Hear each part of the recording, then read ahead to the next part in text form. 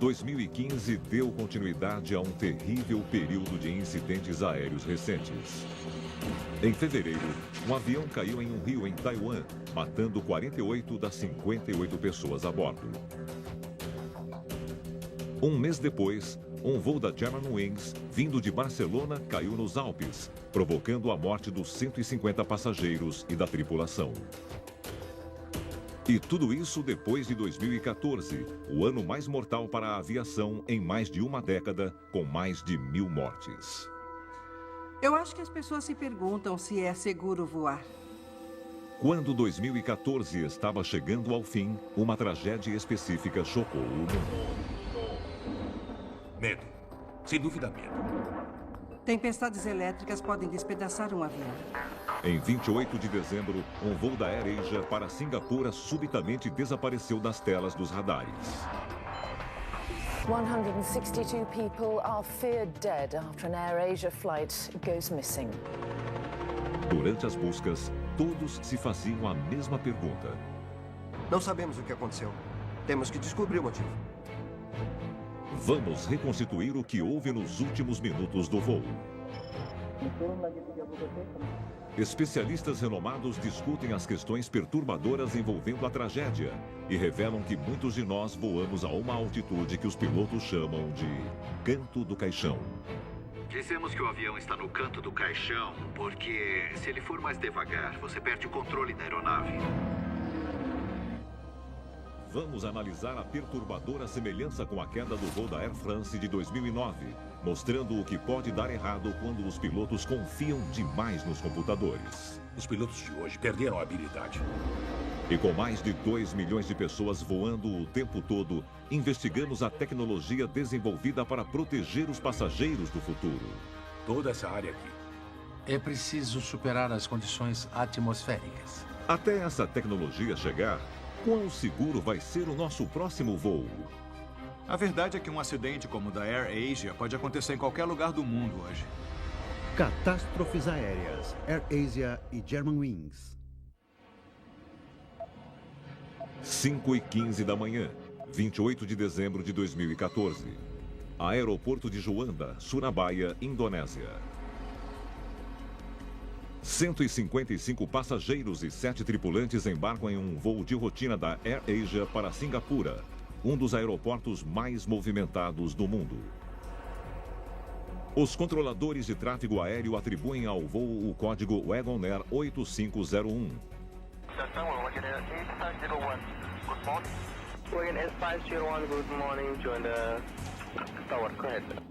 No comando está o capitão Irianto, um ex-piloto de caça de 53 anos, com mais de 20.000 horas de voo de experiência. O copiloto é o francês Rémi Emmanuel Klezel, de 45 anos. Ele já tinha mais de 2.000 horas de voo.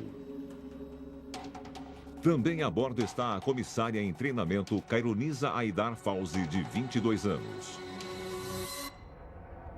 A rota que parte de Surabaya atravessa o Equador, uma região conhecida por ter o clima mais destrutivo do mundo, a chamada Zona de Convergência Intertropical.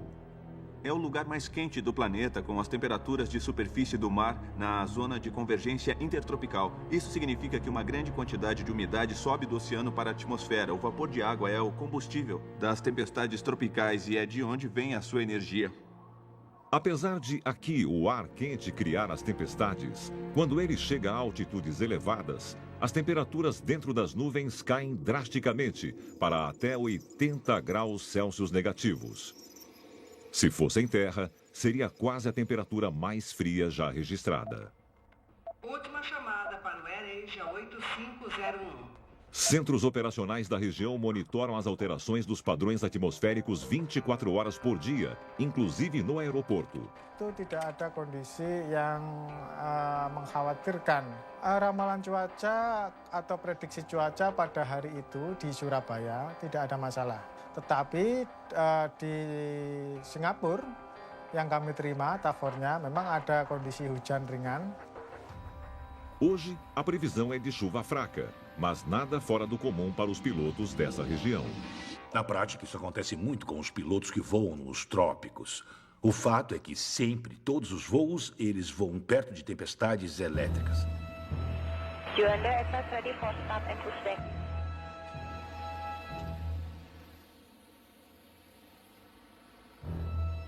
O avião é um Airbus A320, um dos mais avançados tecnologicamente no mundo e o modelo comercial mais vendido.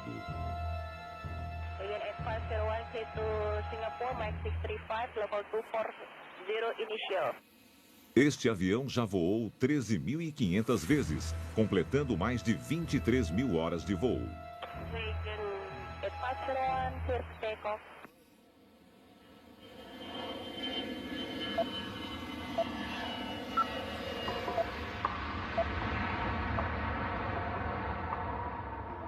Os passageiros e a tripulação se acomodam.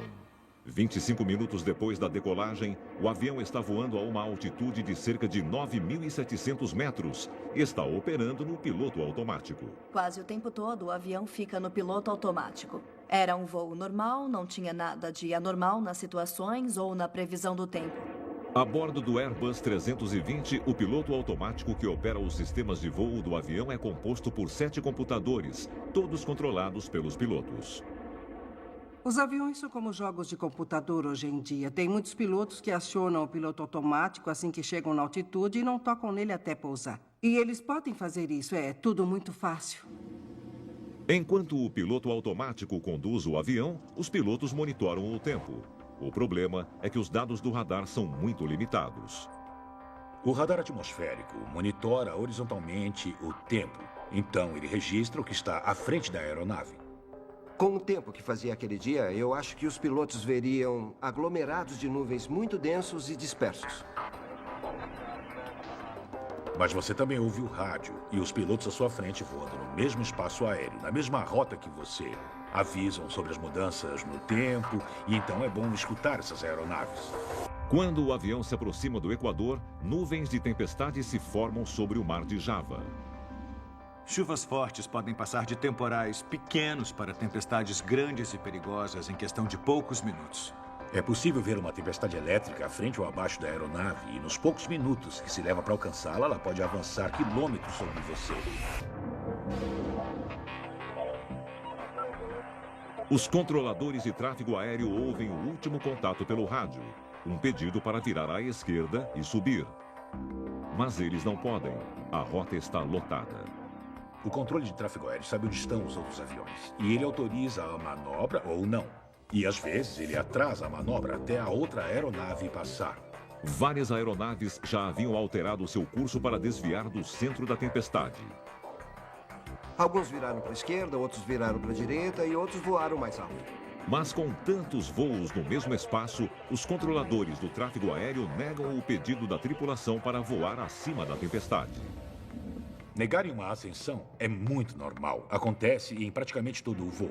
Como você pode se chocar com uma aeronave que está voando na mesma direção, é sempre melhor atravessar uma tempestade do que bater em outro avião. Diante da perspectiva de uma forte turbulência à frente, a tripulação enfrenta uma decisão crucial: manter o curso ou mudar de direção. Essa aeronave era única a 9.700 metros. A outra aeronave voando na mesma rota estava a 10, 11 mil metros de altura. Esta animação mostra os minutos finais da rota de voo do avião, a meio caminho de seu destino, Singapura. Às 6h16, os dados do radar indicam que o avião está viajando a 9.700 metros. Segundos depois, ele mantém a rota. Mas depois, o avião se desvia de seu curso e vira para a esquerda. Eles estariam voando com o piloto automático e fariam alterações na direção, girando um botão em vez de pilotar usando o manche. Os 155 passageiros a bordo nem imaginam que estão a apenas 2 minutos de um desastre.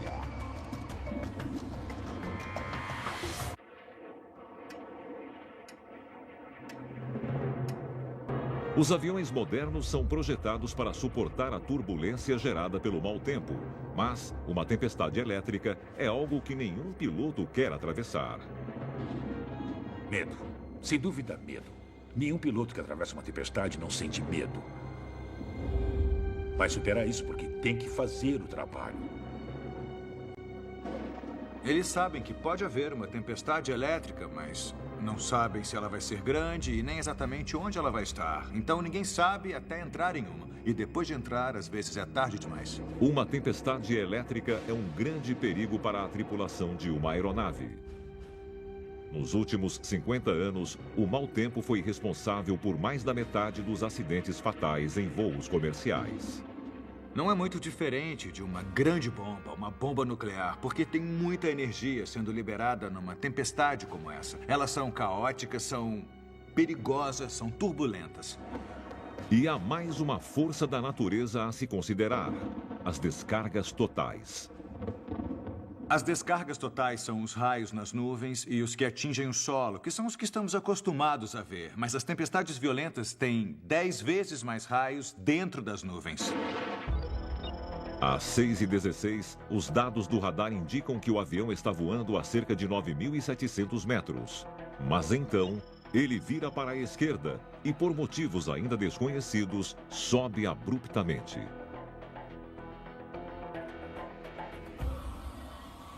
Devia estar escuro, com muitos raios. A chuva devia fazer muito barulho no avião. Daria para ouvir. A aeronave pode tremer, os instrumentos podem ficar embaçados porque a sua cabeça treme. Os olhos tremem nas órbitas. A responsabilidade é imensa. A vida de muita gente está nas suas mãos. Mas você não pensa nisso quando está voando. E é essa a verdade. Na hora você só pensa na sua segurança, em pilotar a aeronave como foi instruído a fazer. Porque se você estiver bem, vai garantir a segurança de todos a bordo. E não são só os pilotos que são pressionados ao máximo. Quando um avião entra em uma tempestade, ele é exposto a forças por todos os lados que o empurram numa direção específica. Isso pode gerar uma torção e criar diferentes níveis de pressão sobre toda a fuselagem.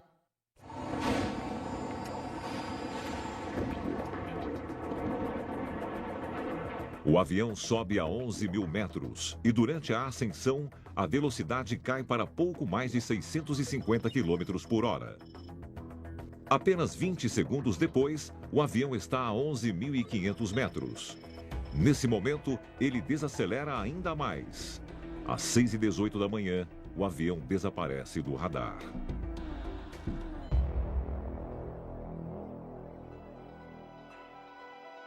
Uma hora depois, o controle de tráfego aéreo anuncia que perdeu a posição da aeronave.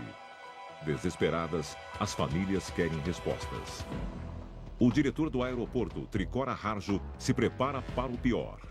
Demikian juga segala sesuatunya yang berkaitan dengan krisis center, dari mulai sarana komunikasi, kemudian papan pengumuman atau papan informasi kami siapkan, dan juga kami menyiapkan informasi-informasi yang tentunya nantinya akan dibutuhkan apabila memang terjadi benar adanya atau lost contact.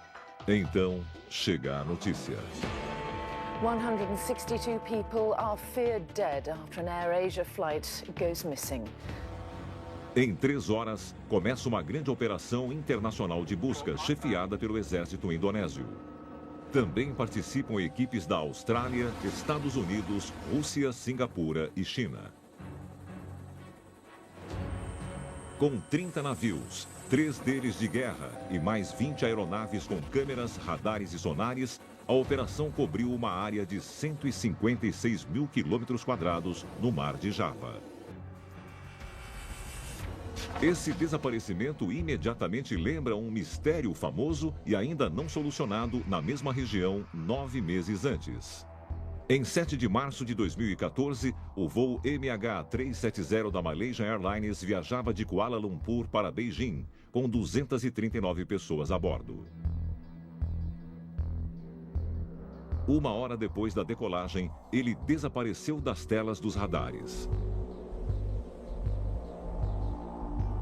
A operação de busca foi a maior do gênero, mas não conseguiu encontrar o avião desaparecido. Ainda não se sabe o que aconteceu. Durante 3 dias, o mundo se perguntou se esse seria outro mistério sem solução. Teria sido terrorismo ou um piloto inábil? Mas em seguida, os destroços foram encontrados. Todas as evidências indicavam que o avião caiu no mar. Todos a bordo haviam morrido.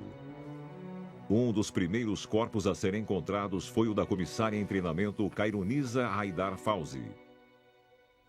Seu funeral se tornou o foco do luto nacional.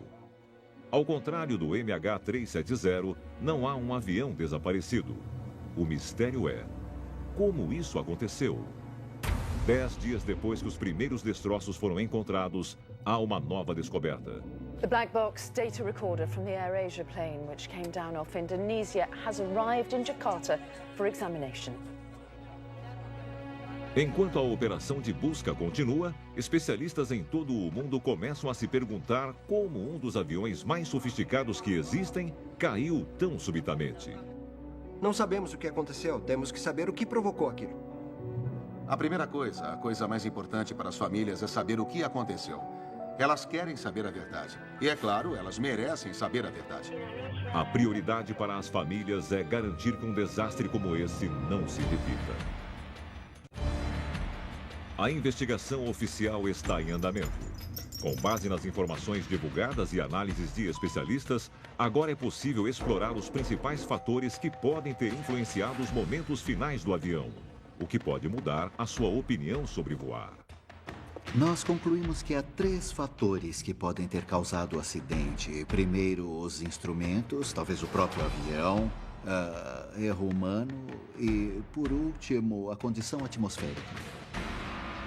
A primeira pergunta é: o que fez o avião subir tão rápido?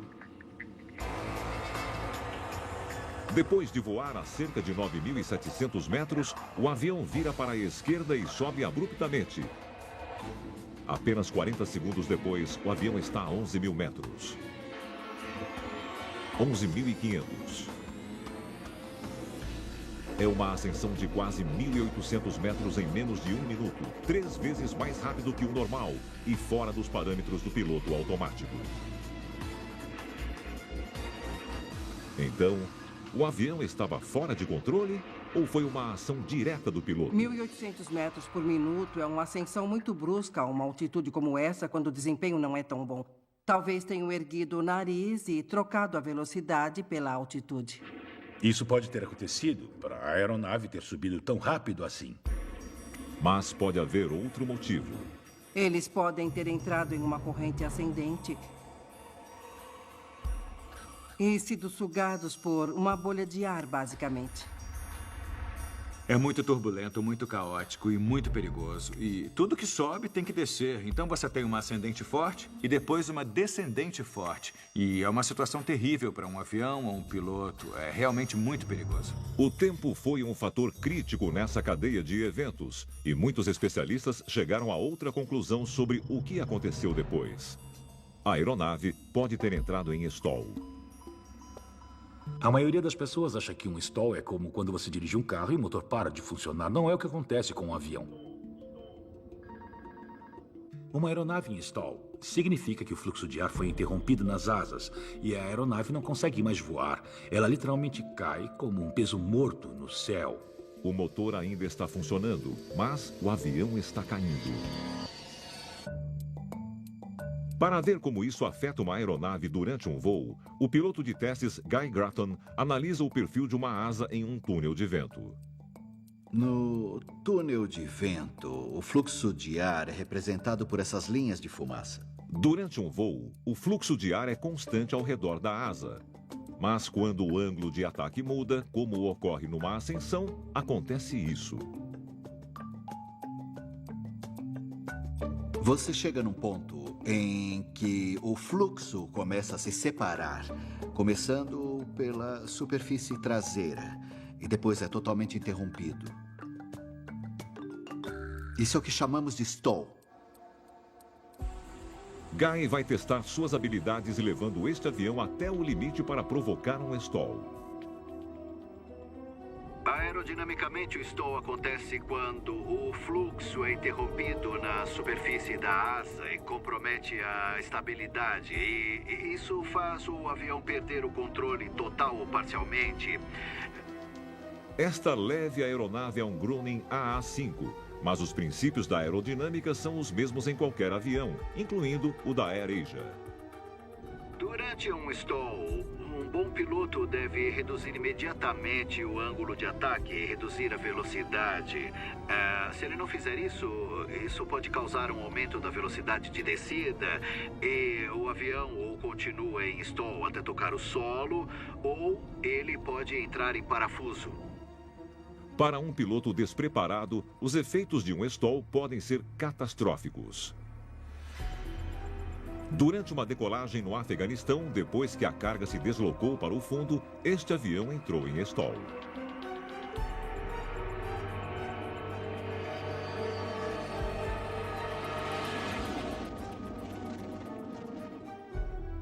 Guy está voando mais baixo, mas na mesma altitude em que o avião da AirAsia estava voando. Todas as aeronaves chegam a um ponto em que a velocidade se torna crucial. É uma área que os pilotos chamam de canto do caixão. O canto do caixão está em altitudes elevadas e voar nessas condições é muito difícil porque você tem que ajustar a velocidade do avião com grande precisão. Todo o avião tem uma velocidade máxima e uma velocidade mínima. O fator complicador é que quanto maior a altitude, menor a margem de erro entre voar devagar demais ou depressa demais. Em uma altitude elevada, você chega num ponto em que a velocidade de stall e a velocidade máxima estão muito próximas. E dizemos que o avião está no canto do caixão porque se você for mais rápido, você perde o controle ou quebra a aeronave. E se for devagar, você também perde o controle. Então é uma posição muito vulnerável. Seja no nível do canto do caixão ou em altitudes baixas, um stall é um grande desafio para um piloto. Eu vou reduzir a potência e virar o nariz para cima. E então a velocidade vai começar a cair. O risco de um stall é maior a menos de 110 km por hora. Bom, vou fechar o manete agora. A velocidade está diminuindo agora. A 120 km soa o alarme de stall. Isso pode ter acontecido ao voo da AirAsia? O avião começa a tremer, dá para ver o nariz subindo. Eu perdi a visão do horizonte à minha frente e a menos de 100 por hora eu vou perdê-lo. Semanas depois de o voo da AirAsia cair no mar, veio à tona um fator crucial: o stall. Bom, vou fechar o manete agora. Guy Gratton está investigando como os pilotos enfrentam um stall. E isso significa perder o controle de seu avião. A 120 km soa o alarme de stall. O avião cai 60 metros. O avião entrou em stall, o nariz virou para baixo e eu estou retomando a posição agora. Para recuperar o controle, Guy mergulha de nariz para ganhar velocidade. E então, ele nivela o avião. Um stall muito drástico. Se acontecer de repente, pode ser muito assustador. Eu posso até sair do assento e bater a cabeça no teto da cabine. Todos os aviões comerciais passam por testes de stall. Mas foi isso o que aconteceu ao voo da AirAsia quando subiu tão rápido? Se sim, como o avião chegou a um ponto tão perigoso? Os pilotos são treinados para reconhecer tempestades. Na verdade, a primeira coisa que os pilotos aprendem é reconhecer uma tempestade chegando. O capitão do voo da AirAsia era um ex-piloto de caça com 20 mil horas de voo de experiência. Acima de 9.000 metros, há bastante altitude para recuperar um avião de um stall. Então, mesmo que ele estivesse em stall, isso não justifica a queda da aeronave. Então, a maior dúvida é: que outros fatores podem ter influenciado? E para investigar isso, é preciso analisar o interior da cabine.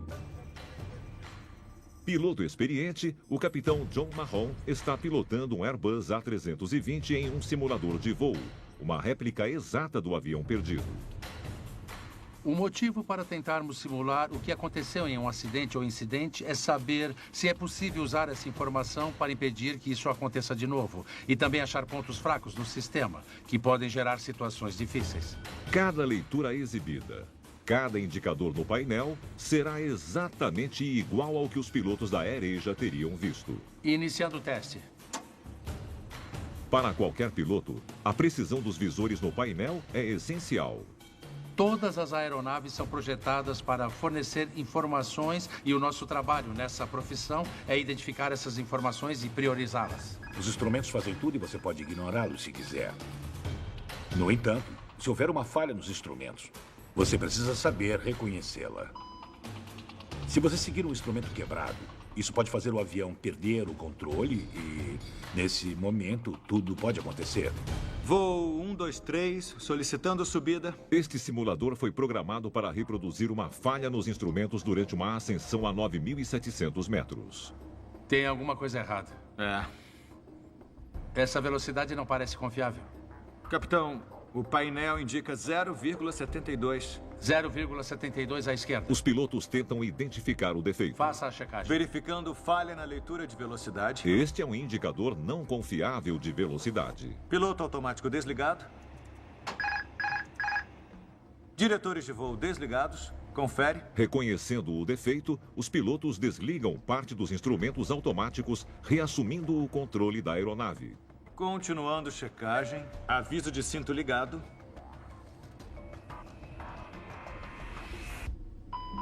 Alerta máximo.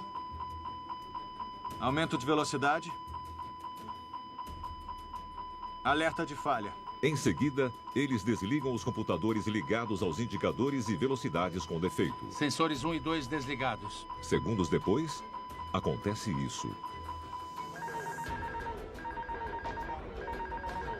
Um alerta de stall é um sinal de que vai entrar numa condição de perder a sustentação da asa. Para tentar se recuperar de um possível stall, John abaixa o nariz para ganhar velocidade e desce 1.500 metros. Em seguida, ele nivela o avião. Nível das asas estável, velocidade 685 km. Neste caso, John estabiliza o avião com sucesso. Estável a 9.000 metros. No caso do voo da AirAsia, sabemos que o Airbus A320 subiu rapidamente e entrou em stall a 11.500 metros. Também sabemos que instrumentos com defeito contribuíram para outro desastre com o Airbus durante outra tempestade 5 anos antes. Em 1º de junho de 2009, o voo 447 da Air France fazia a rota Rio-Paris com 237 passageiros e tripulantes a bordo.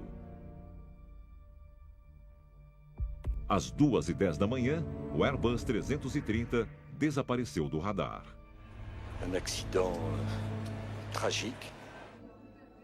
Levaria 2 anos para a caixa preta do avião ser encontrada e, finalmente, revelar seus segredos. Colin Keller é uma investigadora de tráfego aéreo que trabalhou nas buscas pelo Air France 447. As semelhanças com a queda do AirAsia são impressionantes. Ele entrou numa tempestade perto da zona de convergência tropical, bem no Equador. O defeito inicial foi causado por um desligamento do computador. Nas laterais do avião, há cilindros de metal que medem a velocidade do ar chamados tubos de Pitot.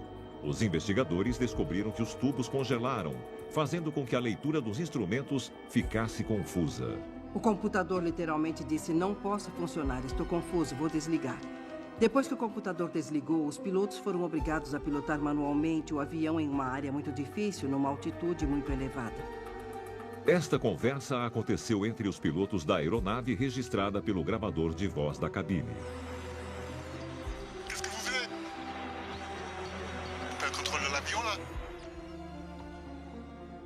Eles acionaram os manetes com o nariz para cima e essas duas ações reduziram muito a velocidade.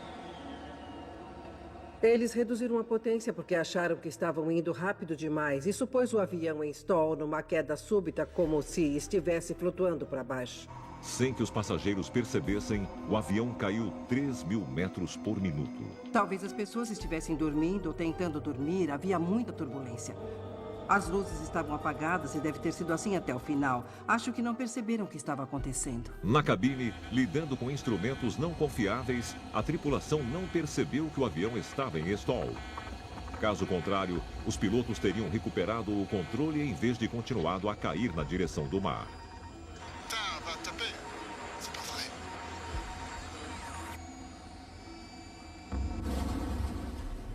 Por que eles fizeram isso? É impossível saber, porque não podemos entrar na mente dos pilotos que morreram lá. A tragédia da Air France destacou que os pilotos precisam dominar as manobras básicas. Acho que as pessoas ficaram surpresas com a confusão na cabine. Nós pensamos que os pilotos são muito profissionais, mas eles são só humanos. O voo da AirAsia teve um destino semelhante? Uma coisa que procuramos, como no caso do Air France 447, são possíveis problemas na aeronave que confundiram os sistemas computadorizados e podem ter sobrecarregado muito os pilotos. E um dos grandes fatores de risco é o gelo. O congelamento é uma grande preocupação em todos os voos. O congelamento pode alterar a aerodinâmica do avião e, como no caso da Air France, também pode afetar sistemas importantes. Esse pode ter sido um problema, o congelamento dos sensores.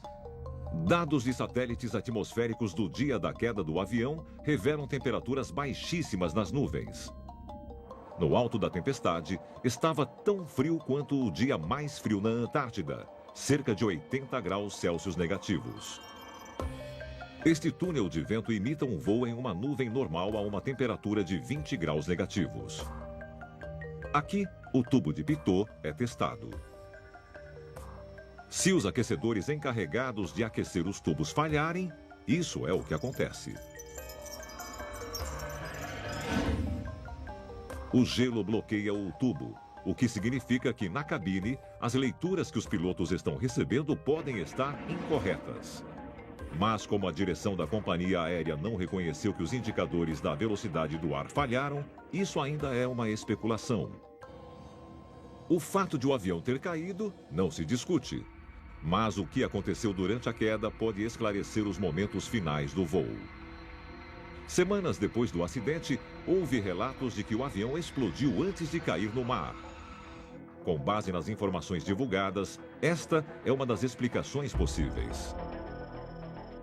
A uma altitude de cerca de 11.500 metros, o avião perde velocidade e, em seguida, cai.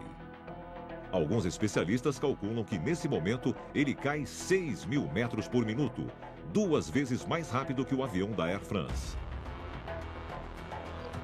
Até chegar a 7.000 metros. Quando todas as comunicações foram interrompidas. Para descobrir se o avião se despedaçou ou não durante a descida, o analista de aviação indonésio Jerry Soljatman revisa os dados relativos à distribuição dos destroços no mar de Java. Eu tenho quase certeza de que o avião caiu sem se despedaçar. O padrão dos destroços não indica que ele se fragmentou antes de bater na água. Então, nós temos que observar os destroços. E tudo isso indica que a aeronave estava com a cauda para baixo quando bateu na água. É evidente pelos destroços que os danos estruturais em pleno voo não foram um fator determinante. Pelo que soubemos pelos investigadores e pelos gravadores de voz a bordo, nós vemos que até o último momento eles fizeram de tudo para tentar salvar a aeronave.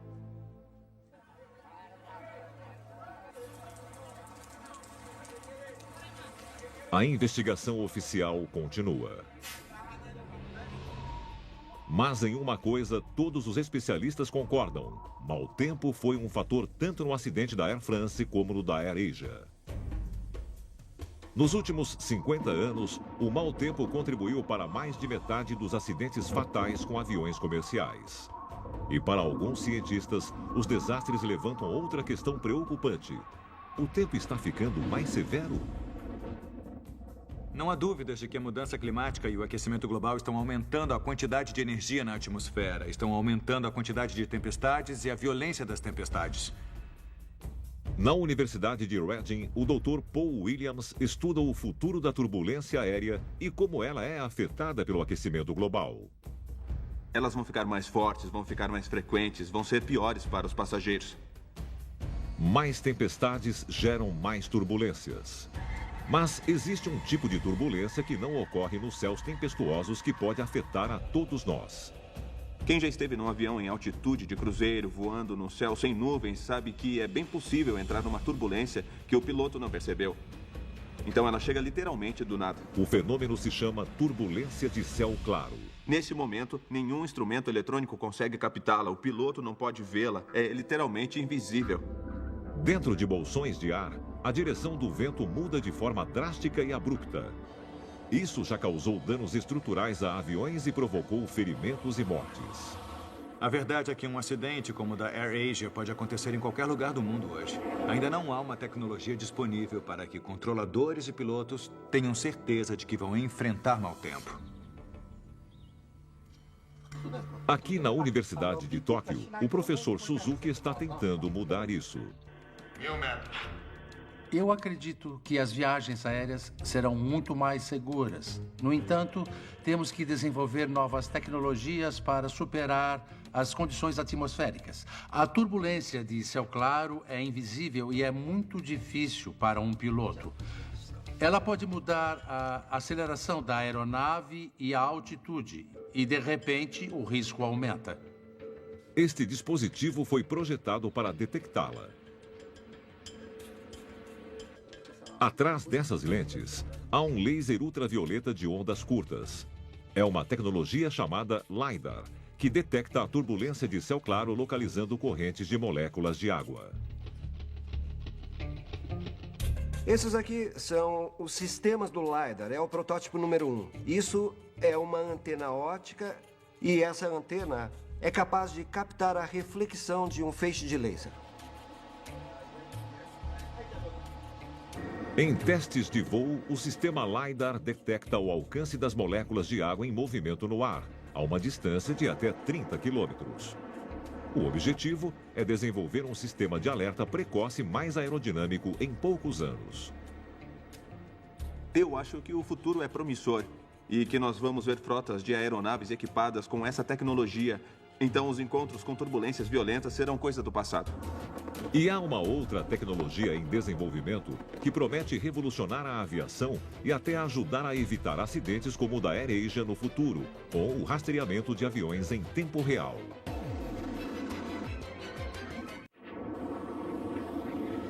Quando o avião da AirAsia caiu, cientistas em todo o mundo continuaram a procurar soluções para aumentar a segurança e a eficiência das viagens aéreas. Eu fico impressionado com a complexidade do espaço aéreo. Do piloto ao controlador de tráfego aéreo, muitos sistemas diferentes trocam informações e dados. Mas um dos principais problemas atuais é que ainda existem pontos cegos na vigilância aérea. Foi um choque com as tragédias recentes que aconteceram porque as pessoas começaram a perceber que o planeta todo ainda não tem cobertura e que há grandes extensões nos mares e nas regiões montanhosas que não têm cobertura. Calcula-se que 70% do espaço aéreo mundial esteja fora do alcance dos radares. Atualmente, o que os controladores veem quando uma aeronave atravessa um oceano é um ponto que foi definido pelo relato de um avião 10 minutos atrás. E eles sabem onde ele deve estar 10 minutos depois. Então, há uma lacuna de 10 minutos, de praticamente 130 quilômetros. Isso acontece porque não há vigilância ou localização em tempo real nesse intervalo. Aqui, na sede da Aerion, na Virgínia, Estados Unidos, engenheiros estão mudando isso. Esse é um dos avanços mais revolucionários em controle de tráfego aéreo desde o radar. 66 satélites de irídio serão lançados para funcionar a partir de 2018. A rede de satélites vai cobrir todo o planeta, recebendo sinais de cada avião no mundo todo e enviando informações para os controladores em terra. Ele é como um receptor de GPS a bordo de todos os aviões que transmite sua localização precisa em tempo real para as autoridades de controle de tráfego.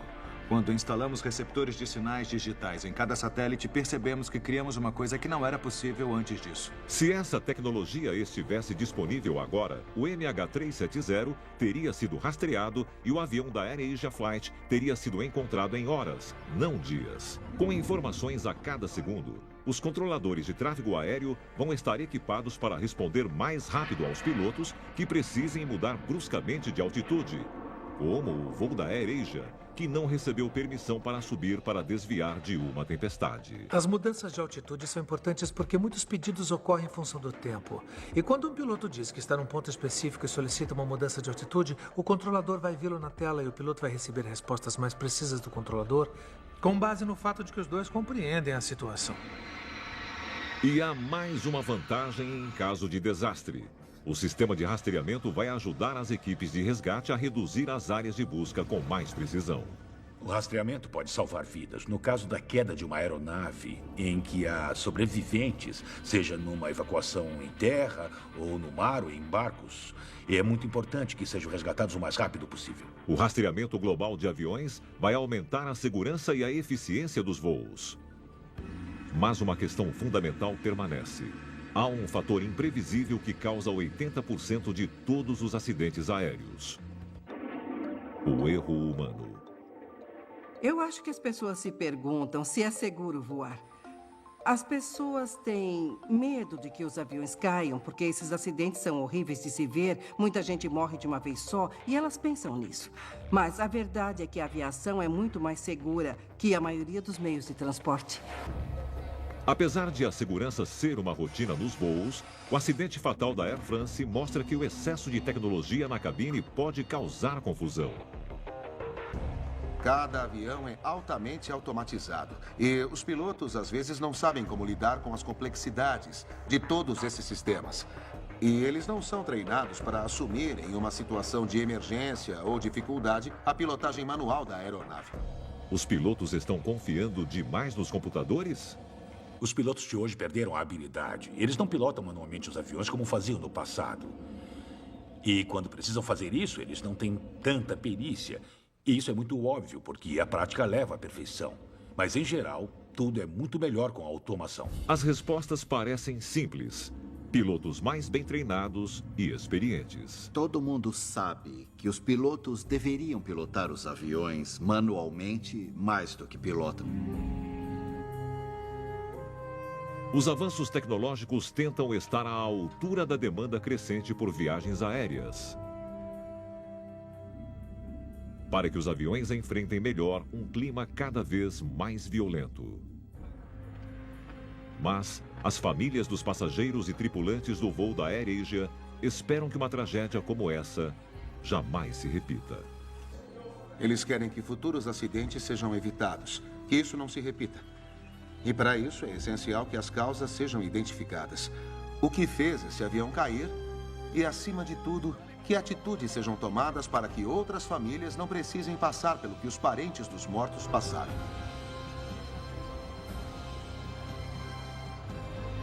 Todos fazem o que podem para evitar acidentes e incidentes. Mas algumas vezes eles acontecem. Versão brasileira, Vox Mundi.